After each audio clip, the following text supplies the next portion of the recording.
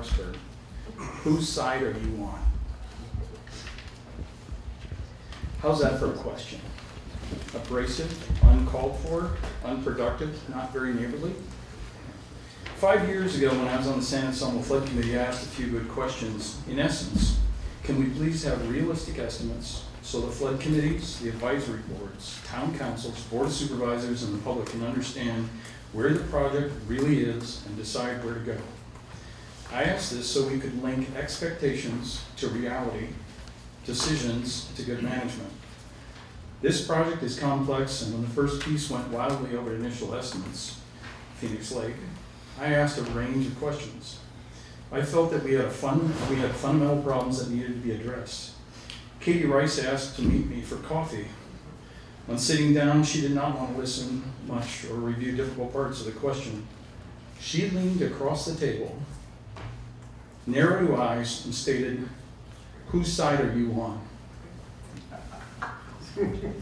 That behavior is gravely naive and an insulting interaction with what is supposed to be a leader, a problem solver, someone to guide us through a difficult project. I asked questions and she thought that some tough talk, like we were in a little schoolyard, was somehow to make me and the issues I raised go away. It is my impression that the road to failure in this project started at that table, and with her approach. We were being led by someone that saw questions as the problem, not a part of getting to a solution. Now she wants to be reelected. She fought the questions then, she fought us on Memorial Park, and suddenly she's a new person. She wants our votes after 5 years of spending millions of dollars for studies of the improbable. The issues I raised then are now blossoming into an incoherent direction for this project and just about zero links between expectations, reality, and good management. My short list today. I believe that the designs of the basins are based on the wrong storm. 2005 was a big storm, but not when considering holding back water. I suspect that's the storm like 1982, another 100-year storm, in that they will fill up, overflow, creating the same flooding as we've always had. The second item, we no longer have a full plan with real costs. I asked for it 5 years ago, we still don't have it. We have Ross, we have a budget item coming up. So we have half a plan. Okay. It keeps getting cut in half. The 100-year fix was set aside, and now we have a 25-year fix, and we can't even afford half of that. We need to move in another direction now. Thank you. Ross, it's been well over 3 minutes, so. Has it? Yes, it is. It's been over 6 years. Thank you. Would you like to read the balance of it? Is there anyone else Would you in like to read public the balance of comment? it? Thank you. Yes.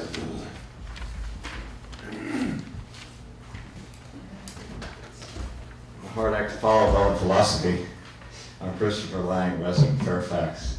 I was president of the Fairfax Chamber of Commerce when downtown Fairfax flooded, and therefore we had to try to help our local merchants deal with that issue. Also, the pipe underneath our town hall came close to topping out again within a month or two after that initial flood inundated Galenas Road. The reason I'm here tonight is not so much for Fairfax's benefit, but for San Anselmo's benefit. It seems to me, as a college-educated person in physical earth sciences, studied hydrology, understanding fluvial geomorphology, etc., and a thinker as a planning commissioner, town council candidate, that there are several projects that might behoove your board to recommend studies, of course, funding. The first one being, struck my eye, there was a Pacific Sun article that showed the wineries with these huge pipes going down to Russian River and a pump house there, a picture, emplacement after installation after installation, sucking water out of the river. I thought, if we could get big enough tanks around Fairfax, we could maybe save San Anselmo the next time it floods. And I've spoken to, I've been a landscape contractor for 40 years. I've worked around town. I've spoken to several property owners in Fairfax. And most of them are open to the idea of renting land to the flood control district in order to put up giant tanks. I did get a call back from Mr. Tackaberry saying a big tank can only hold 1 million gallons. But I believe this idea, which I broached to Mr. McKernan, is worthy of some follow-up and some study, because there is a 20-acre parcel right at the southern end of Fairfax's municipal boundary. And that gentleman would be interested in renting some land for some water detention. Also, I believe Mr. Green spoke up about staff's assertion that when the ground is saturated with water, there is no way to absorb excess water. But out working in White Hill area, the minute it rains, there's water running down the street. There is no, not detention, but we call it a bypass. When the downspouts in the house, the roof, and the driveway, instead of running directly into the street, are set aside into a gravel pit, dry well, as it were. That works on the flats. On a hill, it might destabilize the earth. We understand the geotechnical studies. But the bottom line is Fairfax has a lot to offer your board in terms of ideas. Also, another idea, which was mine, which was poo-pooed by our representatives on your board, is that permeable parking lots.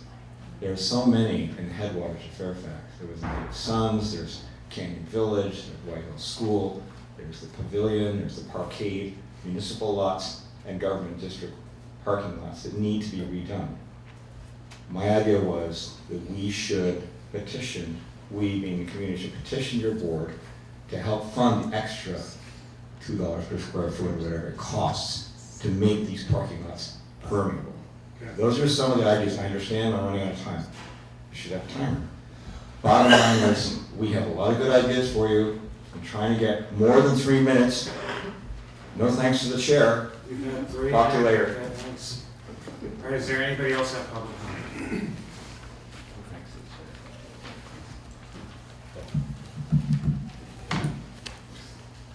Suzuki Katie.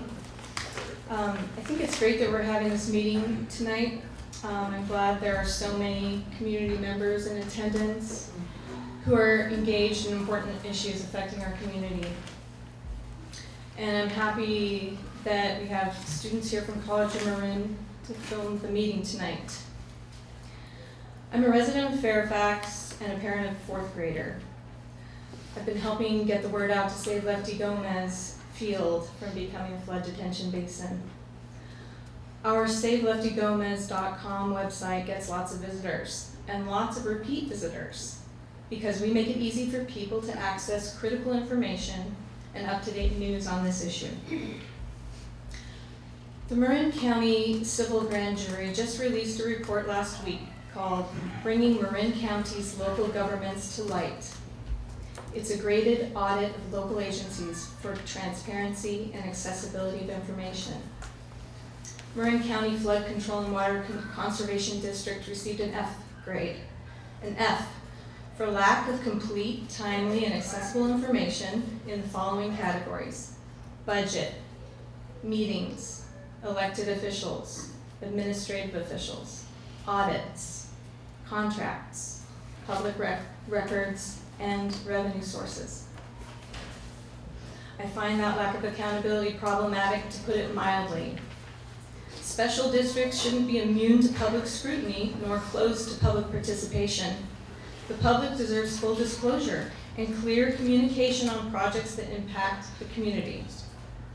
Unfortunately, the last flood board meeting held here in December was not recorded, neither audio nor videotaped. No minutes from that meeting were made available for the last 4 months. They were just posted a few days ago. In the case of this district, the failure to understand public sentiment at the front end has allowed the district's program to head down an unproductive path. The people of San Anselmo rose up in opposition to the first detention basin project. They organized and saved Memorial Park by a ballot initiative overwhelmingly passed by voters last year. True collaboration with the community is essential for success. The order of the day should be a welcome attitude towards constructive criticism, analysis of ideas brought forward by members of the public, responsiveness, and transparent dealings. Unless the district starts to record a public comment, it falls on deaf ears. In order to move forward, this district needs to seriously engage with local residents who are most familiar with the conditions and needs in their neighborhoods. I wonder if the board would be willing to pledge tonight to have all future noticed meetings recorded and to have formal minutes posted on their website within 30 days of meetings. Also, I just got a message from Please, someone who wasn't able to make the meeting today. He says he's stuck on the freeway behind an accident. He says, if I get this message before the meeting, can you mention when you speak that we have confirmed that there are superior drainage solutions that the state of California is already using in the Delta that will actually help prevent a flood. thank you. Any other further public comment? Yes, hi, and I have a stopwatch here, so. Warren Karlenzig, I'm a San Anselmo resident, I have a business in San Anselmo, and I see later on your agenda you're addressing FEMA funding. I have a comment related to that, but not about raising houses, so it's different than what's on the agenda. FEMA in December came out in guidance on their funding for climate resilient mitigation. They're gonna fund 4 categories: aquifer storage and recovery, which doesn't apply here so much, floodplain and stream restoration, which does apply here, flood diversion and storage, which applies here, and green infrastructure methods. FEMA says, this is a quote, "These activities can mitigate any natural hazard. However, the activities are focused on mitigating the impacts of flood and drought conditions." So I recommend that you check that out. It came out in December. So there can be funding for flood mitigation with green infrastructure from FEMA. Also, I want to point you to Prop 1 with $7.15 billion in new debt. That is going to be funding 58% water supply, 20% ecosystems, 7% drinking water, 7% integrated management, 5% flood protection, and 3% stormwater runoff. My point here is that there are many sources of funds that are available if agencies pursue funding together to combat serious problems in stormwater runoff, in flooding, aquifers, and ecosystem management. And so you can't just look at flood protection only try to pursue the sources of funding for that category if you want to play in today's world with FEMA and the state of California with Prop 1. So I would ask the commissioners to take that into consideration. Finally, on a hopefully happy note here, on Saturday for Earth Day, Fairfax is sponsoring a green infrastructure volunteer project off the Pavilion parking lot. That's going to be from 10 a.m. to 2 p.m. and volunteers will be adding amendments to the soil and building bioswales and developing means to mitigate the stormwater runoff. We think it'll be a substantial amount off that parking lot that was built last year, and it is already eroding because of the El Nino winter, so we're going to mitigate that and possibly more. Thank you for your attention. Thank you for your work. Thank you. Is there any further public comment? Kathy Schaefer, San Anselmo. I just want to kind of echo the last comment and suggest that maybe the program we have now is at it's a 10-year program. It will be approaching its 5th year. Perhaps it's a good time to have some consideration about Ross Valley 2.0 and maybe rethink some of the things. Currently, there is a greater emphasis on truly integrated regional watershed management. There's a new document that was just published a few days ago by the State Water Board where they're really putting some more teeth and more emphasis on trying to get the real integrated watershed management approaches. Many of the things that you sort of heard about, they are not going to completely solve our flood problem, but I think they can address some of the concerns and maybe contribute to some reduction. The other thing I'd like to advocate is that maybe we start to think about a risk-based program.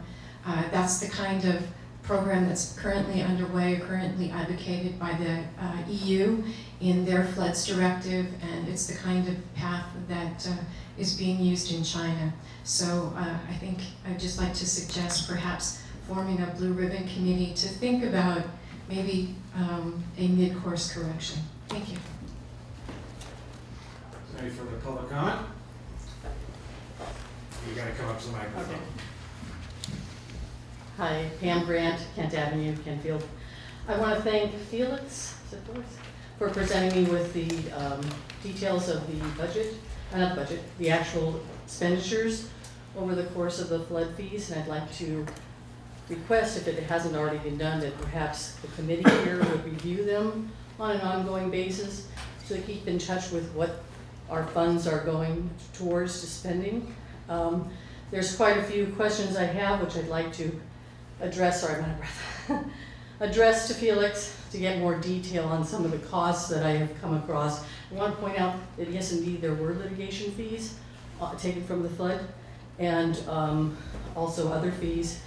My main point, though, tonight is that it seems that we are still not going anywhere as far as helping those residents that have to incur all the costs. I understand the majority of the people in this room have not been affected by the flood, and they're trying to discuss the retention basin. But please keep in mind that the people that spend the most money are those that are affected by the flood. And when things have not changed much, and when we hear that they cannot be corrected before the next flood, then it puts a financial burden on the homeowners.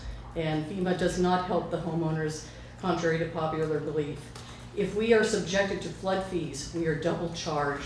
So I'd like you to consider that perhaps those people that are affected by the flood, who will continue to be paying for the flood out of their own earnings and pockets, could perhaps have that flood waived.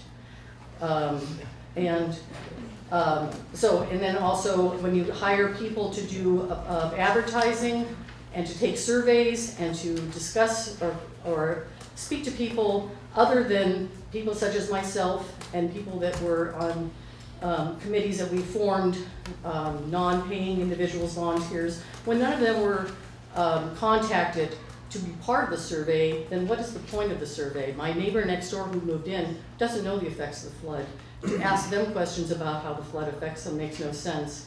So if you're spending $20,000 or $200,000 on an advertising company to make the public aware of the flood, then I think you should consider using volunteers. And if you're going to pay those fees, have them contact those people that were affected. Thank you. Okay, and then I will open it up for public comment on any of the items that we just went over under item 3. Is there any public comment?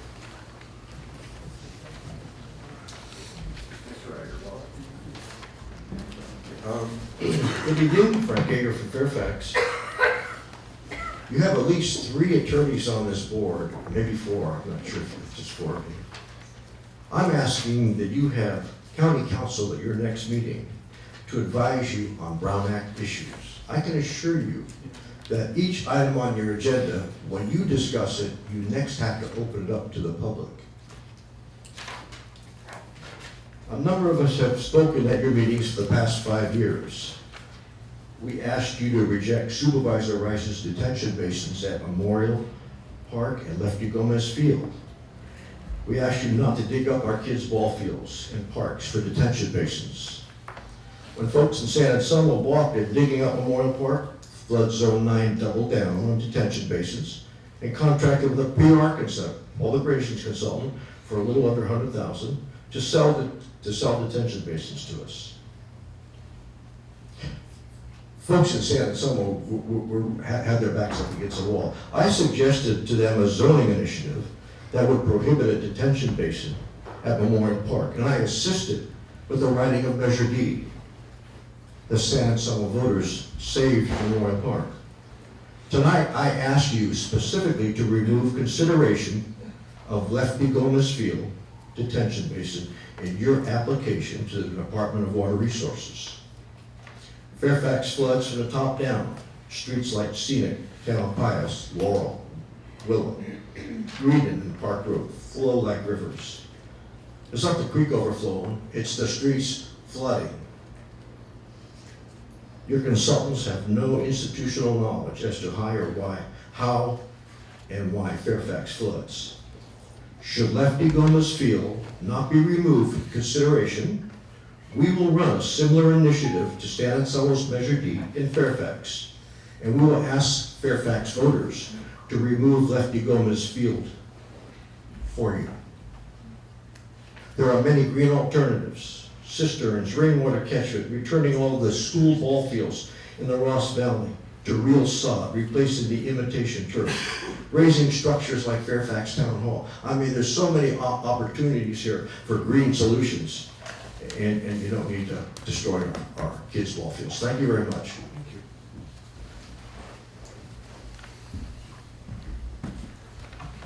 A couple very quick items, at least three.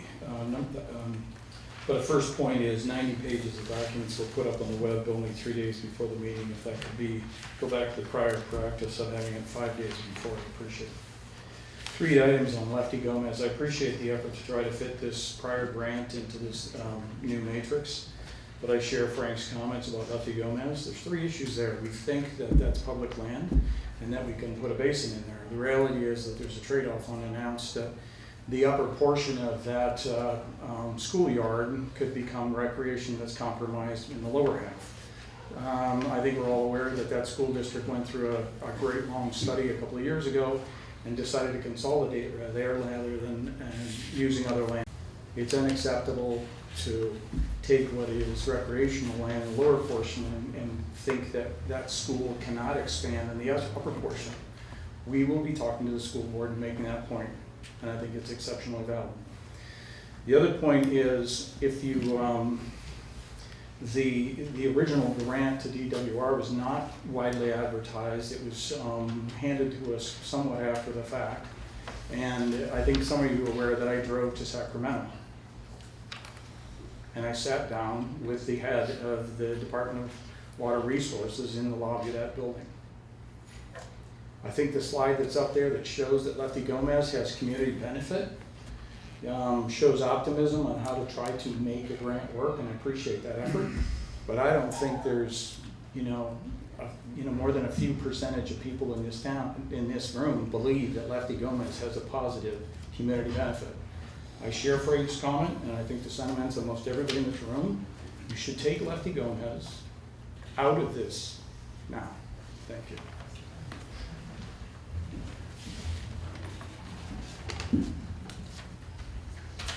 I'm going to give a slightly different perspective. My name is Mark Hammerman. I live in Fairfax. Little history. April 12th, 2006, Urban Review, St. Louis. On April 13th, concerned citizens will have an opportunity to hear and discuss the proposed relocation of the Hudland Park portion of Forest Park. The proposed reuse involves expansion of Barnes Hospital to this site. Steve wasn't convinced. I just love how this works, he blogged. Hold some sort of public meeting now that all the decisions are made. Solicit input without laughing. What a system we've got. February 3rd, 2016, Women's Club, Fairfax. Let's get everybody's voice in this as we go forward. And why do we have to do that? Because this is it. I have to tell you, it's not going to be about Lefty, not Lefty. This goes forward. Next day, February 4th, 2016, White Hill School. There needs to be some consensus about the community wanting to move forward with something. Otherwise, it's doomed for failure. So I put that out there right now to assure everyone there is no done deal here with Lefty Gomez. April 6, 2016, Marin Independent Journal. Sunnyside site could totally change the conversation about Lefty and whether it is needed ultimately, Rice said. Sunnyside is by far a better choice, and I want to pursue it first. Weinsoff this week stood by a statement saying that after 9 years as flood director and listening to experts, he is convinced that Lefty Gomez Field is in store for a basin. April 2007, Wikipedia. Under a revised proposal from Barnes, the city would receive $2 million a year for the lease of Hudland. Proposal advanced by the St. Louis Board of Aldermen. An activist group called Citizens to Protect Forest Park gathered 28,000 signatures to require voter approval. The ballot measure was enacted 2 months after approval of the lease. Nothing was ever built in Hudland Park.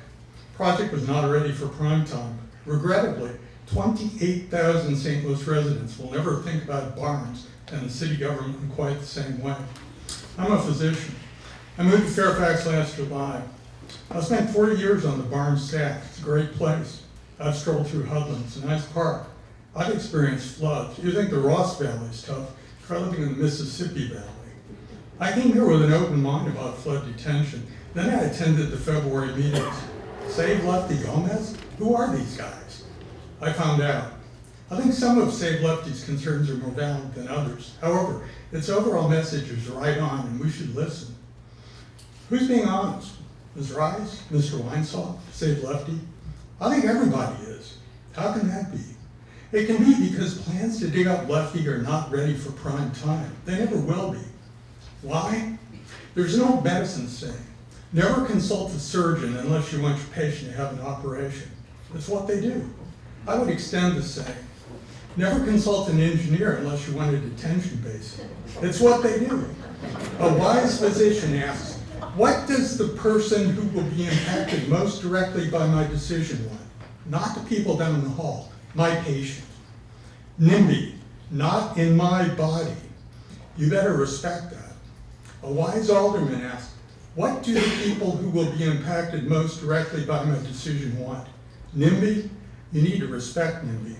28,000 St. Louisans know that. San Anselmo does too. Memorial is off the table. Lefty should be as well.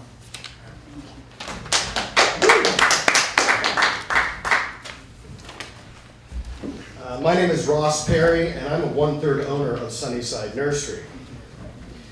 I am here tonight because I am at a loss when I read about the negotiations that are said to be ongoing with the county with regard to the nursery property. To date, nothing has been accomplished, and there has been no offer to purchase. The county did obtain a very low-ball appraisal, which, by the way, is closer to $2 million than $3 million. And they have not released it for us to see. Since that appraisal came back in December, we have had little to no communication from the county other than their request to gain access to and tie up the property for 18 to 24 months for testing, after which we may or may not receive an offer from them to purchase the nursery at a lowball price. Sunnyside Nursery has been mentioned numerous times in the past year or so in the papers, Supervisor Rice's newsletter, editorials. Recently, there were no less than 5 articles written about the property needing to be investigated, instructions given to investigate it, and of course identifying it as a possible site and a potential site. Since the last Board of Supervisors meeting on April 5th, wherein the supervisors gave specific instructions to the Flood Board's negotiators on how to proceed regarding Sunnyside Nursery, we, the owners, have not been contacted at all. Not a phone call, not an email, nothing.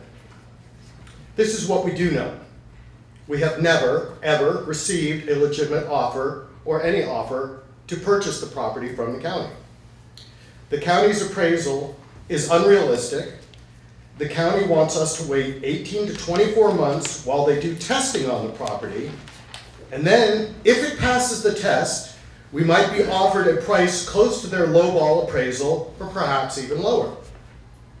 We are willing to sell at a fair market value for highest and best use, even if it is for a detention basin. We have always left the door open for the county to make us a reasonable offer. However, none has ever been put forth. Obviously, we could sell the nursery property on the open market for a far greater price than the county's appraisal.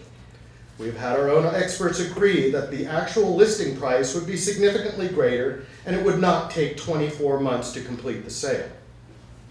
So the question we have is, why does the county, Supervisor Rice, still mention Sunnyside Nursery to the public as a potential or possible site when in fact nothing has been done to move forward towards achieving that goal?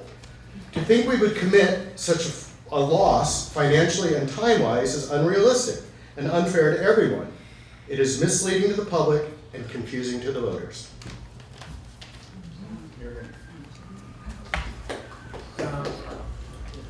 And if anyone has, we have a specific item on Sunnyside Nursery, so I guess maybe if others may have comments on that, we'll address that shortly. Yeah, Pam? Pam Grant, Kentfield. Point A, I've not heard any discussion on whether Ross Public School has been designated as a potential detention basin. As far as I know, it was one during the flood, and they spent quite a bit of money, but I know the Kingdom of Ross would probably never consider it. But I think that maybe you should look at some other areas that may have potential use, and maybe the neighborhood would be more supportive since the neighborhood flooded. Sounds to me like a lot of people in this area did not flood, so that's why they're opposing it. B, creek maintenance program. I keep on mentioning about the sweeper on Kent Avenue and Shady Lane that we keep on spending tons of money on, and maybe it's minor, and it goes down the street and it never picks up any leaves because nobody in the neighborhood is told that it's coming to move their car. And it's a big issue. Last season I had to get out and rake leaves for my neighbors' areas because they didn't do it. So instead of spending money on a sweeper, can't we find out if we can put up signs? C. I was required to get a flood elevation certificate to refinance my home. Now FEMA calls my root cellar a basement and has increased my flood insurance. The program that you have, you should let people know that when they do raise their homes, their flood insurance will increase because then their raised area is considered to be a living space, although no one would live in my root basement. So the grant sounds great. And by the way, I do believe there was one homeowner that did obtain a grant to raise their home. He has since moved away. My house was flooded and I did not receive a flyer on this grant funding. So I don't know where these lists are coming from, but it would be nice to have everyone included in potential funding. Thank you. Any further public comment? I'll get it.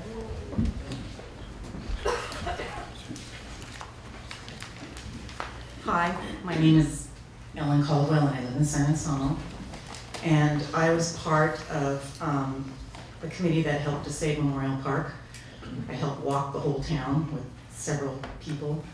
And what I'm surprised at is this board still has the same stubborn attitude and draconian ideas regarding flooding and detention basins. They're not popular. Detention basins in public places are opposed by the public. I think it's time that we all work together, not against each other, on our flood solutions. And I think it would be nice to let Ross Valley be leaders with more natural, cost-effective solutions for flood control. So many of these solutions could serve a dual purpose for flood control and drought conditions. Cleaning the creeks, I was happy to hear that you're increasing your program in cleaning the creeks. When I was walking door to door, that was the very first thing people said. Don't dig up Memorial Park, start on the creeks, start cleaning our creeks. Huge. Promote green roofs. Not only do they help with water retention, but they also provide insulation. Promote rainwater storage systems like rain barrels and cisterns. Give Ross Valley residents incentives to use them, low-cost subsidies for one example. Promote rain gardens, encourage native plantings, bioretention basins, permeable hardscaping, restoration of wetlands which can store water, flood water, and help slow the flow of flood water. We've lost so much wetland in this county. And finally, raise the buildings. Spend our money in raising the buildings and houses in flood zones. Again, provide low-cost assistance. We're spending an awful lot of money on detention basins where you could do these practical matters with our flood fee that each one of us residents pay for. We are never going to solve flooding, but we sure can help mitigate it with greener solutions. And I believe most of the public would be on board for it. We need to stop this infighting and come together with viable, accepted solutions. So I ask each and one of you, members of this flood board, to take a look inside of yourself and ask, what hasn't worked in the past? Really, what hasn't worked in the past? Identify it. What didn't work? Then ask yourself, what are the new possibilities that could work in the future to bring our community together and be real leaders in doing so and start the real work on flood control? Thank you.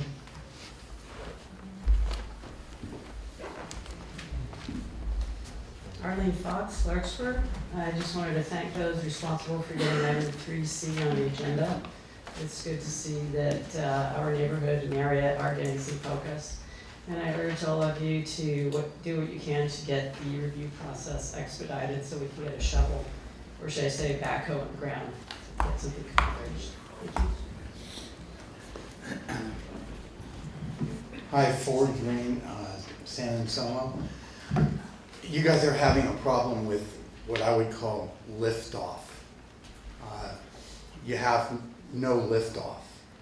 And it seems that the reason that you don't is that your vision is dependent on the detention basin solution. The original premise was that with all of the identified detention basins, all of those would have to be employed in order to have a decent enough mitigating effect on flooding in the Ross Valley. Memorial Park was the poster child for that, which was rejected by the voters. Now, there's no mention anymore of what the impact of the removal of Memorial would be, but it seems like there's a big effort still to hold on to the original premise that the primary way to deal with Ross Valley flooding is with detention basins, and it's killing you because it isn't. You don't have the public support for it. So lighten your load. It's time to let go, time to drop it, time to acknowledge that flooding's never going to be fixed, but it can be mediated. Changing the subject a little bit, I would really urge you to look at the alternative that deals with the Sleepy Hollow Creek, and specifically with the Morningside fix. It's the cheapest one on the board. It's $1.2 million. And it's the neighborhood that gets hammered most consistently, most frequently, most egregiously. That would be a nice feather in flood remediation's cap, and something positive, so you're not continuing to be dragged down by a failure of achieving liftoff. And then finally, just as a matter of public presentation,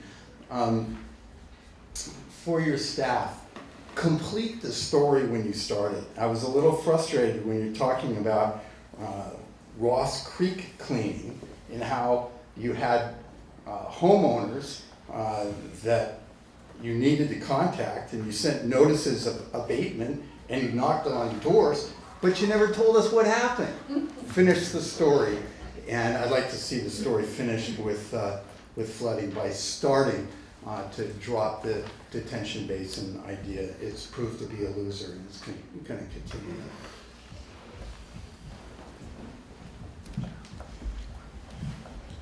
Hi, I'm Diane DeMarley from Fairfax. I've spoken out in the past about safety issues inherent to flood detention basins where children play, such as drowning. Today I'd like to talk about the safety and hazards that detention basins pose through faulty systems, improper upkeep, and failures affected by changes up or downstream, or just the wrong mix of storm elements. For example, around 2008, a detention basin in Healdsburg failed when some development along the creek changed the local water flow patterns. The result was the downtown, which the detention basin was supposed to protect, flooded. In 2014 in Mesa, Arizona, a detention basin system designed to help keep flooding off of a road failed because of improper maintenance and flooded the 200 homes nearby. Since those homes weren't in the flood zone, the 200 residents affected did not have flood insurance. In several reports on best practices for detention basins, the following points have been noted regarding maintenance and location. One being that regular professional maintenance from trained personnel needs to be done at least quarterly. The annual cost for this maintenance, in many of these reports, range from 3 to 5% of the construction costs. When we are looking at the construction projects in millions of dollars, our annual maintenance costs could be quite high to keep our detention basins working properly. Another thing noted was that you should attempt to locate detention basins where a detention basin failure would not result in the loss of life damage to roads, homes, schools, or other nearby property. The Lefty Gomez Field Detention Basin would be near a school, homes, Sir Francis Drake. So I don't see how this best practice could be met at that location. I urge you to take Lefty Gomez Field Detention Basin off the table. Thank you.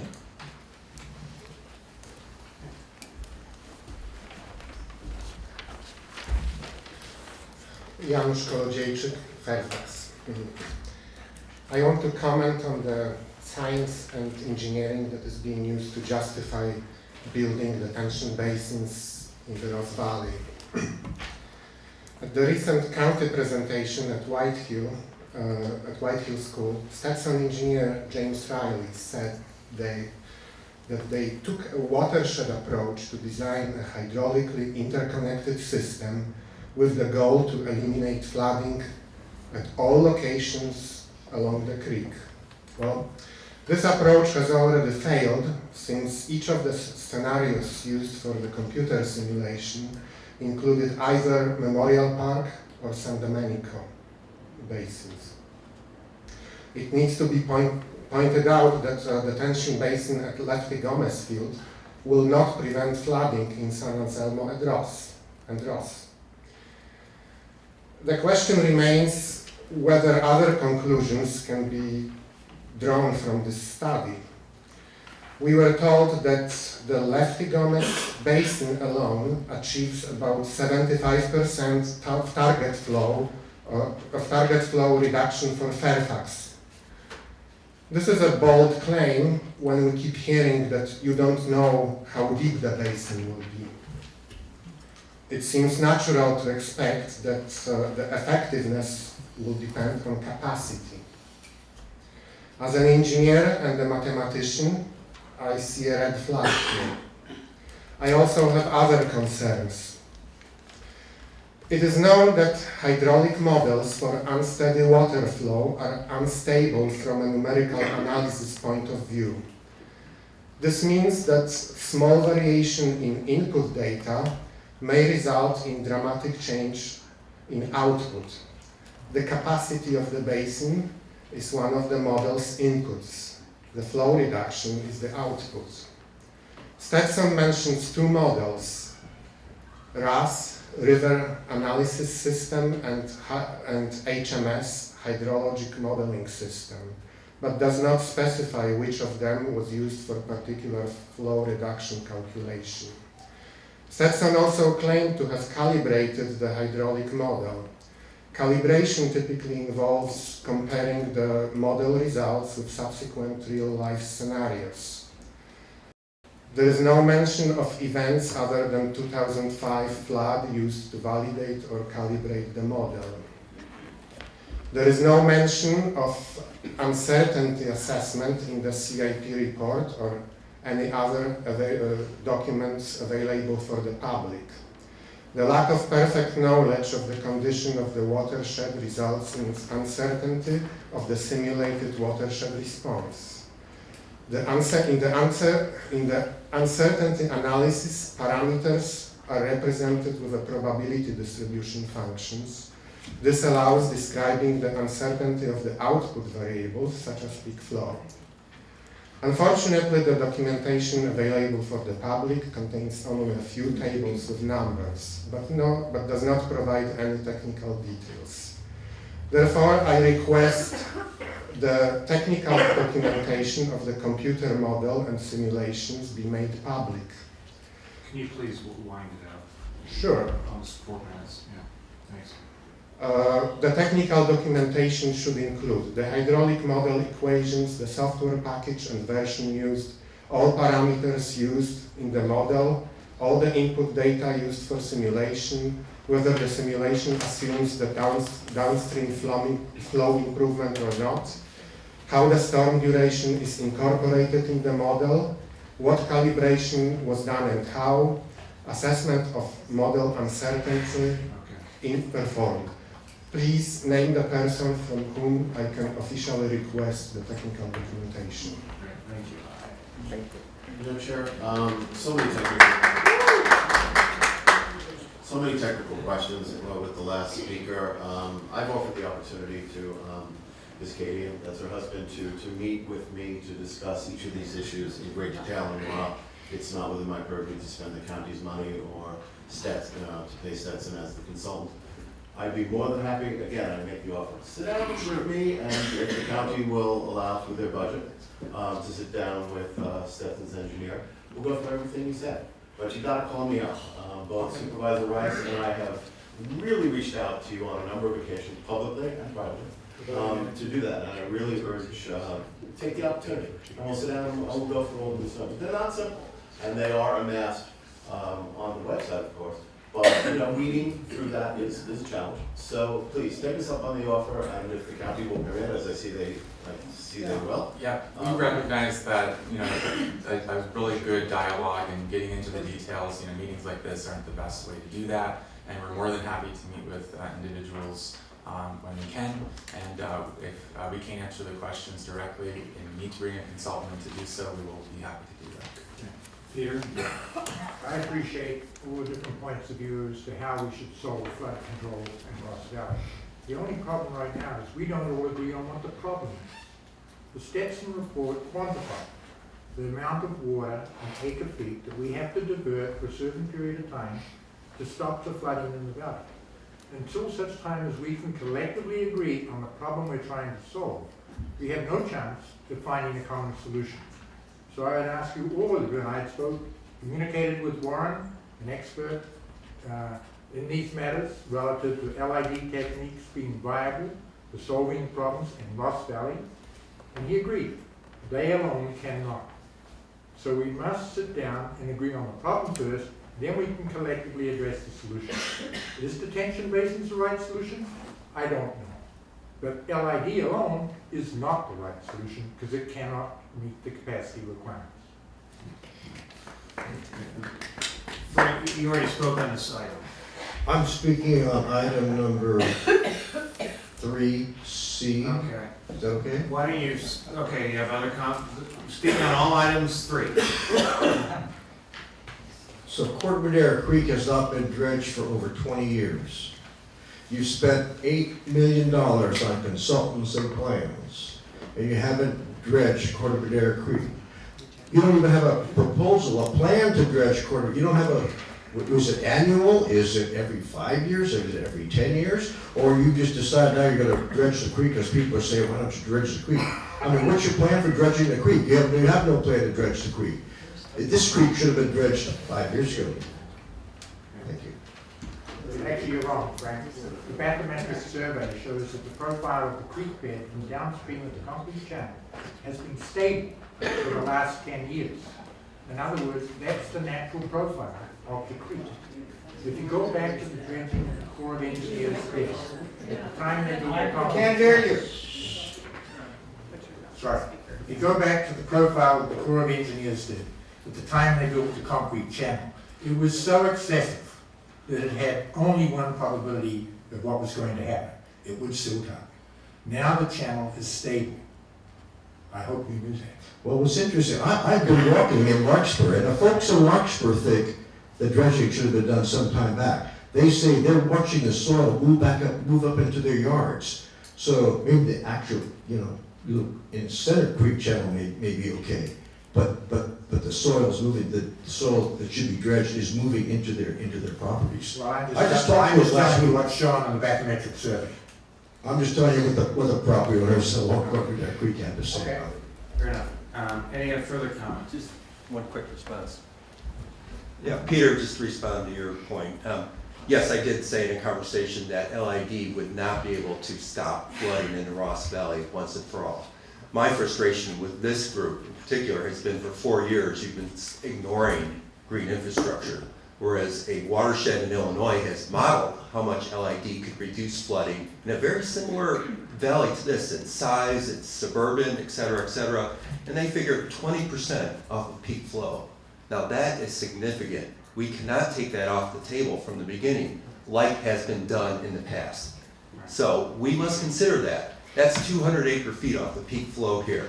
That's sizable. That's a couple detention basins. Now, I do think detention basins might be needed somewhere, somehow, or other solutions, creek dredging. We're gonna have to look at all of it, I think, to address the problem. That, you know, just along Miracle Mile, you could have 5 to 10 acre feet of storage in that median. It's just sitting there. You have all this land around, all this natural land and parks, Sorange Park, all these places that aren't used. The park, Deer Park, you know, no one uses that really. I've seen one person a week when I ride through there. So there are a lot of options here, and I hope you consider all of it. Thank you. If I could just address one, I appreciate what you said, and you offered very constructive comments. To say that it's been ignored, the town you live in, San Anselmo, we had multiple meetings about low impact development. We actually passed an ordinance requiring it in all of our development projects. So I'm not sure if you're aware of that, but a lot of the towns have, Ross as well, and a lot of the communities have. But your point's well taken. So thank you. Are there further public comment on item 3? Yeah, I'll just follow up on the comments from Councilmember Weinsoff.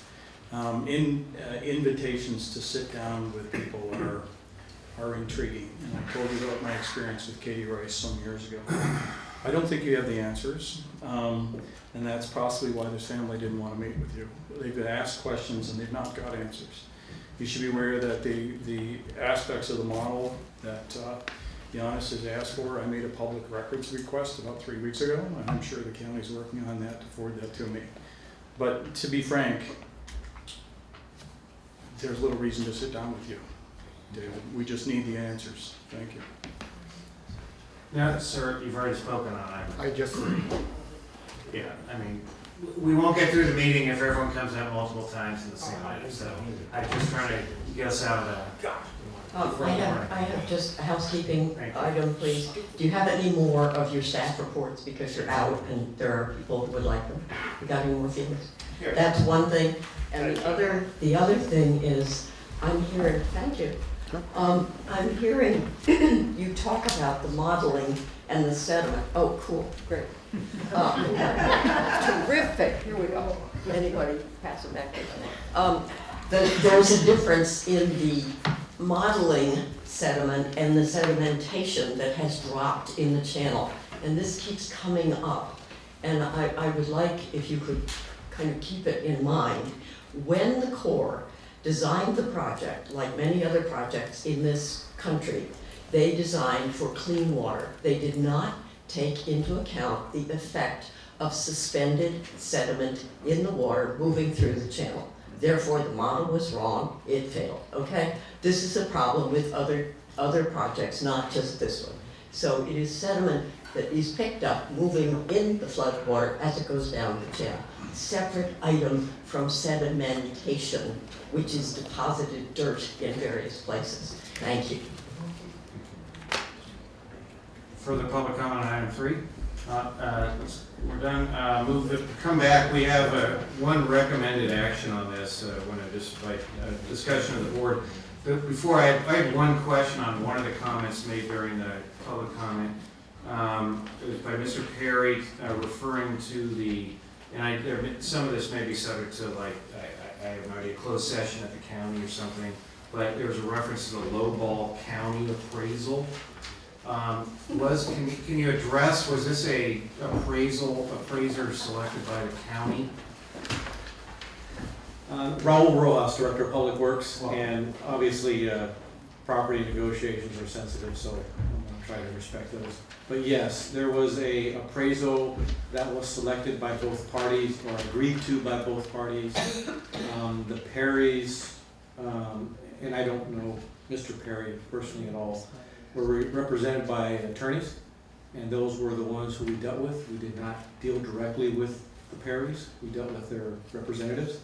So what was passed on from then, I don't know, but yes, a certified appraiser was approved by both parties and was used for the appraisal. And then after the appraisal was done, it was given to the representatives of for the attorneys, and they were given an opportunity to comment and give us new information that might change the appraiser's mind. It was not the county's number, it was what the appraisal gave us. Okay, great. Okay. That appraisal was never provided to us. My attorney asked for a copy of that appraisal and he was denied. They were never able to see the appraisal. They were given the number, but they were denied access to, so we've never seen the actual appraisal. And maybe we don't have to deal. Pam Grant, Kentfield, unincorporated county. I think we should rename the flood fee to future feasibility study costs. And I'd like to know, you to tell me again what the grant period is, how long we have to spend the money, and if that money will be placed onto another $200,000 bridge for bicyclists. I hope that doesn't happen. And also, my eyes have viewed the pooling of the Ross Bridge. So on the Mount Tam side, I went out there a couple of years ago when we were having heavy rains, and my eyes, I'm not an engineer. My father told me, who was a blue collar worker, when an engineer gave him plans and worked for Lockheed, he knew they weren't gonna work because his hands did it. And he knew it wouldn't work, but he still had to do it. So I'm not an engineer, but I went to that bridge and I stood there and I saw the water pooling up and potentially coming out of the creek. So obviously that bridge, in my view, doesn't work, and it concerns me because I live in that neighborhood. So when you're gonna do bridge modifications, it would be nice to have somebody that lives in the neighborhood to maybe tell them about historical happenings. Like in my neighborhood, the old timers told us, when the water's coming down the gutters and it turns brown, it's gonna flood. Thank you. Any further public comment?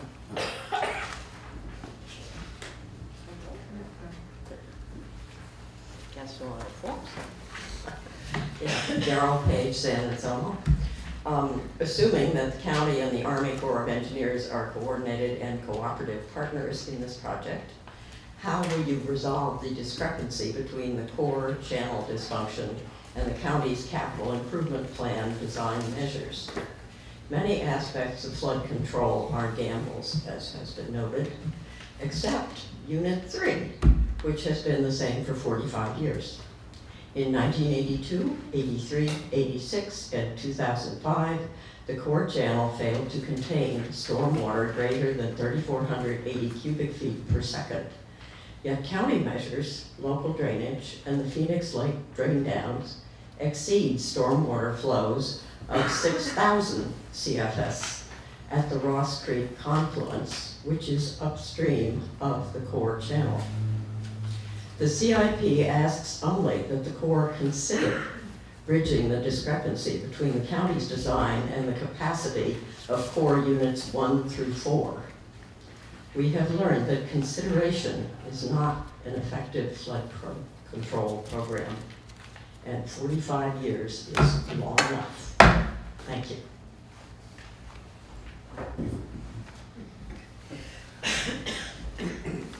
I have some sort of just technical questions or procedural questions. Kathy Schaefer. At the December 19th Board of Supervisors meeting, you stated that for Phoenix Lake, that the 3 retrofit alternatives will be presented by AECOM URS and that the cost estimates would be presented in early April 2016. And so the cost estimates for the Phoenix Lake project are, when are you now projected to have those available? I believe in the staff report, it reports that those would be available in the summer. And then at the staff, at the Board of Supervisors meeting, Russ stated that we still do not know at this point, this was in February, that the Phoenix Lake, whether or not it is a viable option. Has that issue been resolved? We will not have the answers until we're able to, release the feasibility reports and have the discussion within the WD. And the staff report in May 20th of 2015 for the Unit 2, 3, and 4 project, you stated that the base year was set to be 2022, at which time it is assumed that Phoenix Lake Detention Basin will be operational and that the hydrologic conditions will be based on this assumption. So you're still assuming that it is going to be operational, and you're including that in your considerations for the unit 2, 3, and 4? Yes, those are the design assumptions that we will be starting with the modeling that we're going to be doing for that project. Can you post the project management plan for the unit 2, 3, and 4 to the website? I believe you would have agreed to a project management plan with the Corps. Yes, it's available in the approved board item when it went to the board originally. And then I saw that the supervisors, there was a path, there was a STIP money to widen the bicycle path through a reach, I think along the same reach where unit 2, 3, and 4 are. How does that fit with the plan? And am I correct in understanding where the path widening transportation funding is proposed to be spent? I'm not familiar with the transportation funding opportunities for that project, and unfortunately the project manager for that, Hugh Davis, is not here, but we'd be happy to get in touch with you after the meeting and provide you with the answer to that question. That would be great. And then also for unit 2, 3, and 4,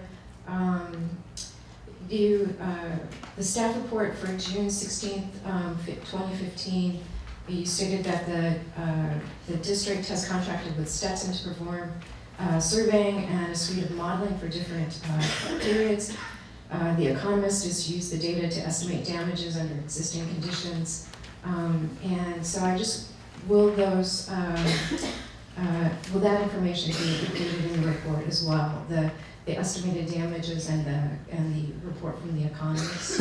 The estimated damages are used by the Corps to determine the cost to benefit of any alternative that they develop. So yes, that information will be available and will be specific to the suite of alternatives that the Corps develops for the project. And so the suite of alternatives that you're looking at, does that also include non-structural measures such as elevating homes within the floodplain? What kinds of non-structural measures are you anticipating to be considered as part of that plan? The Corps is still developing their alternatives, but there is an alternative which would include non-structural measures. Thank you.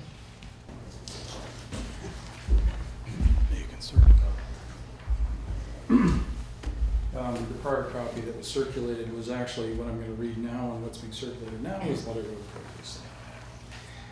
Preventing in our floods, I think, in our valley is a fool's errand. We don't have enough money or space, but year after year we cut the program in half and half again. We spend millions on the long ball. I think Peter Hoag's comment is good, is how are we going to agree on what we're going to do? I was a member of the search and rescue team with Frederick County for 7 years, and the first thing you do when you come up on a traumatic event is you assess how you're going to stabilize the patient. Get them in a litter and then get them to better care. It's been referred to as having the proposal to do floodgates on commercial buildings and other actions like that as Band-Aids. Yeah, we need Band-Aids. We've done nothing in 7 years. It's time to spend money on real things. It's all quite sad, but it's all based on the absurdity of an isolated, disjointed plan. I mean, that's kind of what Peter was talking about. Where are we going? But the plan kind of now is we have to do something. I don't think we have a real plan based on real information, with real results, to set real expectations. The budget in front of you is the same continuation, the same direction we've been going for years, and I urge you to table this for 2 months. They've already talked about coming back in 2 months with more numbers. I know Director Rojas is working on his good team here, is working on pulling that together. But what we have right now is no Band-Aid. It's all just hospital work. There's no way to stabilize the patient. I think that we need to go back to things that we've talked about and act on, put these in the budget now, which is aid people to be able to build floodgates in the commercial properties, aid them to be able to flood-proof the floors, walls, penetrations in commercial buildings, install backflow preventers and waste lines in the commercial buildings, aid homeowners by paying permit fees associated with raising their homes or other flood mitigation measures, aid homeowners that might be able to have their homes certified as not being a floodplain by implementing a program to put survey control points in every street that's subject to flooding. This would greatly reduce the cost of certification. I think we should continue with the following items. Seismic strengthening of Phoenix Dam. If you haven't heard the rumor, MWMD may not want that to happen. If there was one thing we should do, it's seismic strengthen Phoenix Lake Dam. If anyone's seen the piece of paper that shows the inundation, if that fails, it's more than obvious that's what we press forward with. I think the bridge replacements are excellent. I think we have to have a new approach on dealing, in a forthright manner with the Sunnyside Nursery people. And I can appreciate the machinations of possibly dealing with multi-aspects of the family. But I think the other thing that's been missing on this, which was a big part of the language on the ballot language, was improving the health of the creek. All that's gone by the side. And I think we also need to do some limited scope related to neighborhoods in Larkspur, Fairfax, and Somo. I think that list we can actually afford. I think that list we can get through with the money we have. But right now, it's just this big whirling thing of all these things that are all isolated budgets. I think that you should seriously look at deferring this budget approval for 2 months. I think that would give Director Rojas time to put the right information together and address some serious emergency measures. Had we acted on these suggestions made by the public over the last few years, we would have a lot of our commercial districts addressed. And we could say, yeah, we put something temporary in place before we built 1/3 of the system. Thank you. Any further public comment?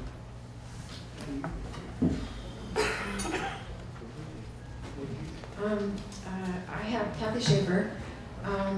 The budget for professional services last year was $1,855,000. The actual expenditures were $3,242,000, which was a 75% increase over budget. I think we all kind of know why, but it would be nice if you could explain why and what actions are you planning to take to ensure that going forward the professional services are accurately budgeted for. So first off, sorry. I'll take all the public. You want to take all the comments? Yeah, why don't you take all? Okay. It would be better, are you gonna have a list of questions? I have about 4. Okay, why don't you give them and then. Okay.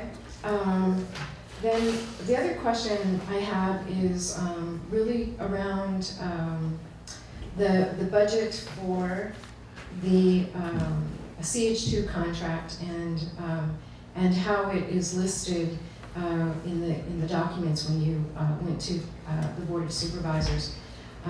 In June of 2014, the Board of Supervisors executed a contract with CH2 for $110,000 for engineering and environmental services for IOWM, stating that you would come back to the board once the Phoenix Lake project was a little further along.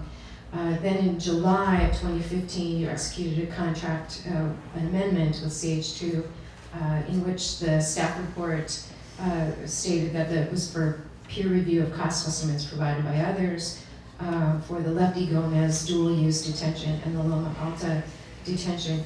The funding for this was stated to have been charged to the Phoenix Lake IRWM retrofit project. So I'm just sort of curious as to what's the relationship between the Lefty Gomez and the Phoenix Lake IRWM, and why was this a project charged to that account? And I just note that the Board of Supervisors noted that you could had a request that you be more clear in the staff reports, and I just want to note that I would agree with that. And then, what was the other one I wanted to, the last one, Circle Point, in July 22nd of 2014, Circle Point was given a contract with a not to exceed for $93,330 to prepare a strategic implementation plan for public engagement. They provided recommendations for improvements to the existing website. And I think in the advisory council meeting, not the last one in December, but the one prior to that, they gave a presentation and said they were going to update the website and make some changes, and that was going to be done in the November timeframe. So I was just wondering if the work products for Circle Point